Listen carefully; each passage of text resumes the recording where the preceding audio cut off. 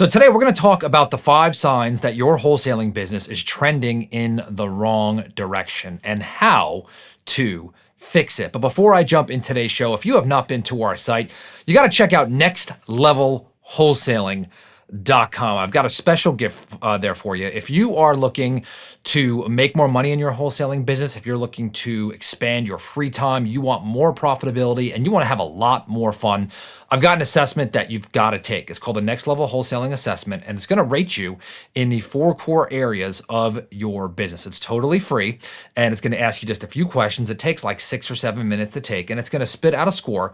But the cool thing about this is that once you take it, it's going to be abundantly clear of the very next thing that you need to fix in your wholesaling business. I actually created this because my mentor helped me create it for me. Every quarter I used to take it and improve on it and build on it a quarter after quarter after quarter.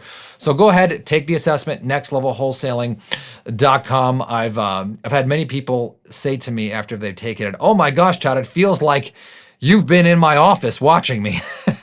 So go ahead and nextlevelwholesaling.com and take that assessment. I also love to play a piece or a clip of good news from our coaching call. So I'm going to go ahead and play that before I jump into the show.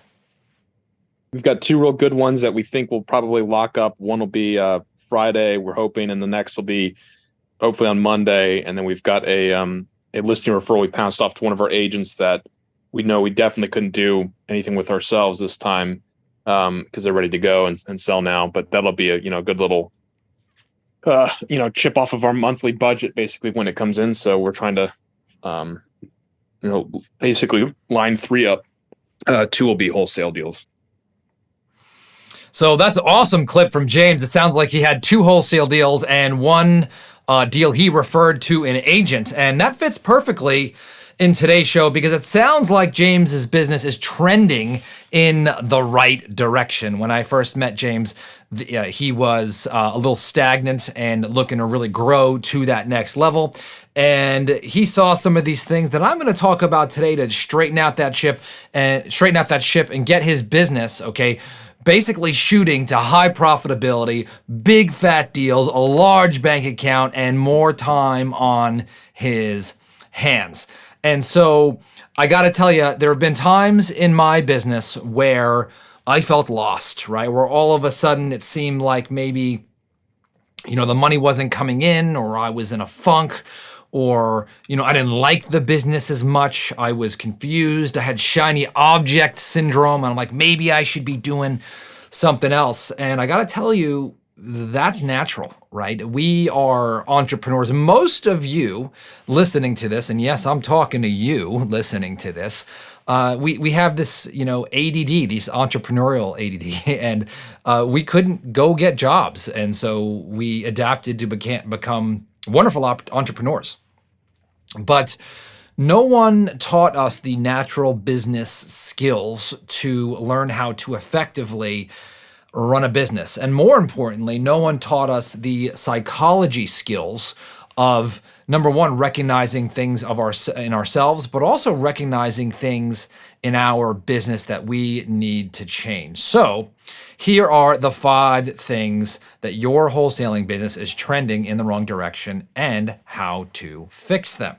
So the number 1 thing that things are trending in the wrong direction are that your leads are down. And people say, "Todd, well, how do I know this?" Well, the answer is you need to be tracking this weekly.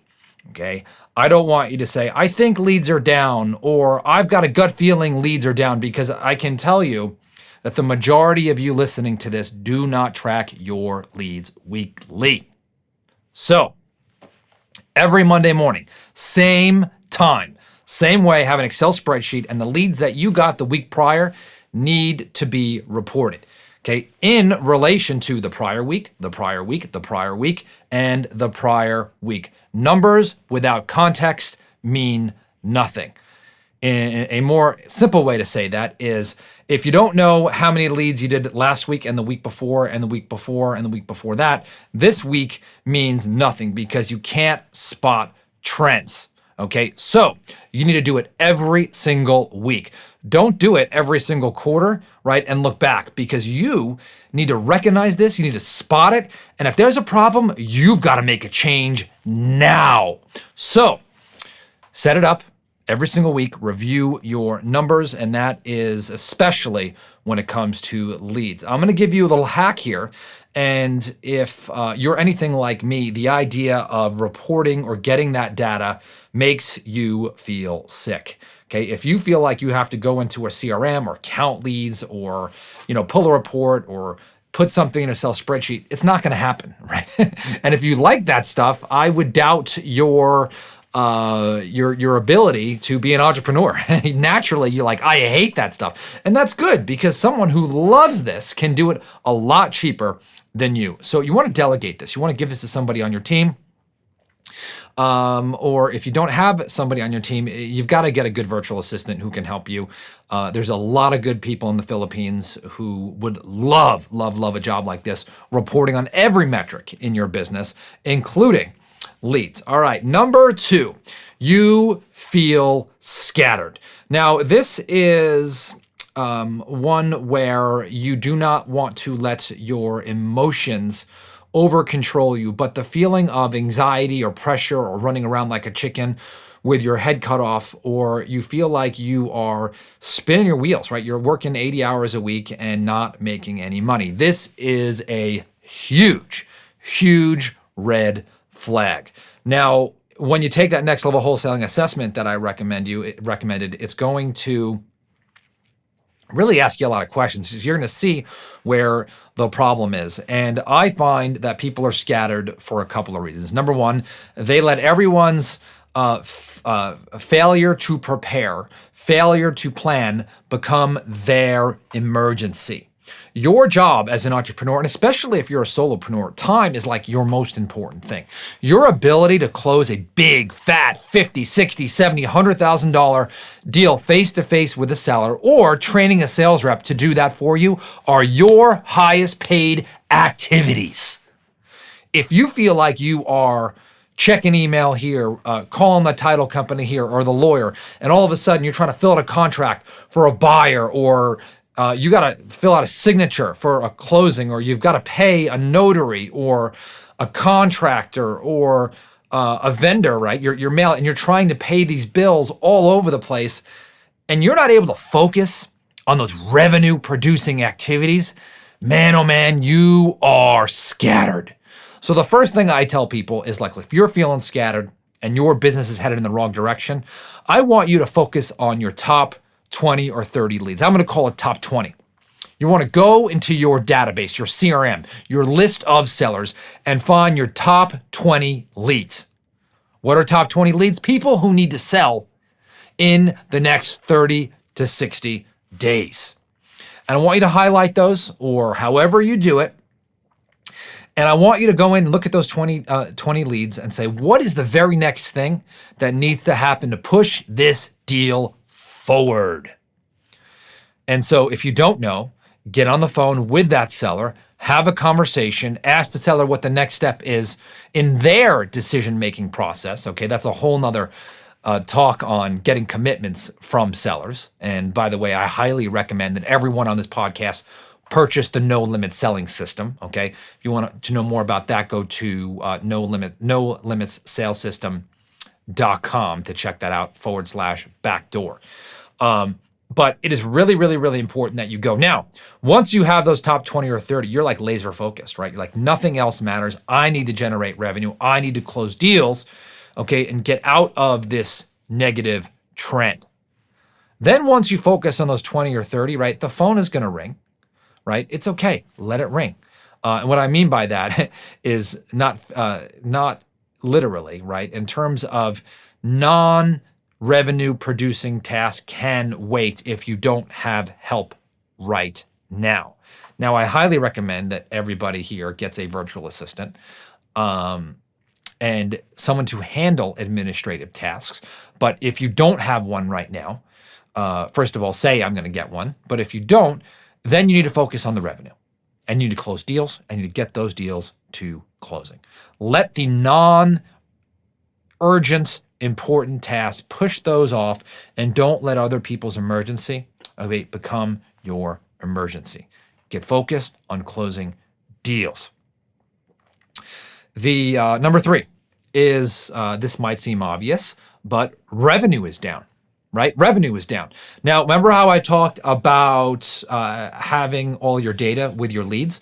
So what you want to do is track the last 4 weeks of revenue. Now, notice I didn't say last month's revenue. The reason why we do 4 weeks is because let's say it's August, right? And it's August 20th. If I say last month's revenue, I'm looking at July, right? From July 1 to July 30, I'm already 3 weeks behind. But if I do the last 4 weeks revenue, right? I have July 15th, July 21st, August 7th, and August 15th. Those last 4 weeks, you see how that's rolling? It's more accurate. It's more current. So I can pivot. So I would have your assistant, or you if you have to, but get away from that. Put it on your spreadsheet that you look at every single Monday in correlation to every single week prior. Now, I hear a lot of people like, I don't want to let my VA see how much money I'm making. Oh, I got to tell you, this is one of the silliest things I've ever heard. And by the way, I could relate. I used to feel that way. But I want my revenue there. I want my team to see the revenue. If they see a problem, I want them to tell me. I want them to understand that. So that's very important. If someone cares how much money you're making, then they're the wrong team member. So find the right people who want to root for you and be on your team, and they want you to make a lot of money and succeed. All right. Number 4, this one hits hard because I love sales and I love salespeople. But if all of a sudden you hear from yourself or an acquisition person, the leads suck, nobody's motivated. That's a bunch of malarkey, right? It means that people need a checkup from the neck up. It means their brain is telling themselves, oh, the market's changing, or people aren't motivated, or they're not ready to sell. And so the answer to that is, well, most people aren't ready to sell.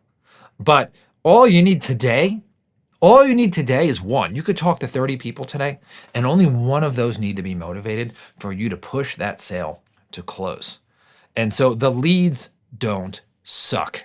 If you've ever seen that movie, Gary Glenn Ross, there's an awesome scene that I just love. And one of the sales people go to the manager. He goes, "The leads suck."